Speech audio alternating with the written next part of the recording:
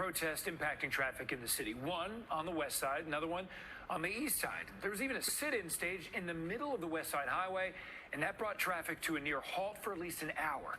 News 4's Gabi Acevedo is there. How's it looking at the moment, Gabi?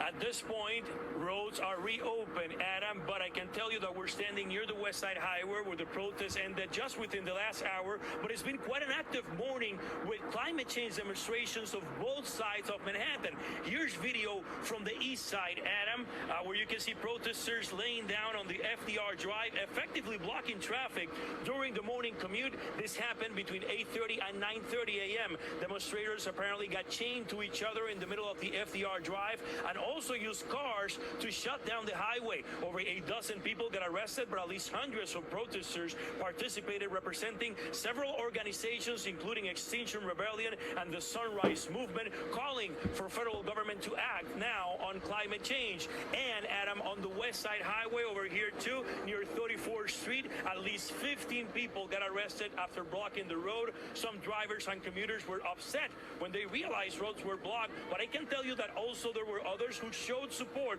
for the rally and had words of motivation for climate change protesters. We spoke to one of the organizers explaining why they decided to shut down two of the major traffic arteries in Manhattan this morning.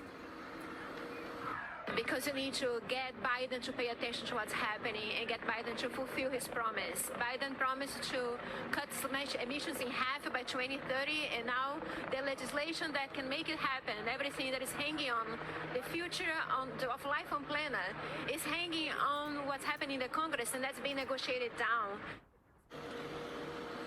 And that's exactly what protesters told me, Adam, that they will continue to put pressure on President Biden until he fulfills what they say is his pledge to cut U.S. emissions by half by the year 2030. They also told me that this is not the end, that protests will continue, expecting the next one this next Friday. Reporting from the west side of Manhattan, Gabi Acevedo, News 4.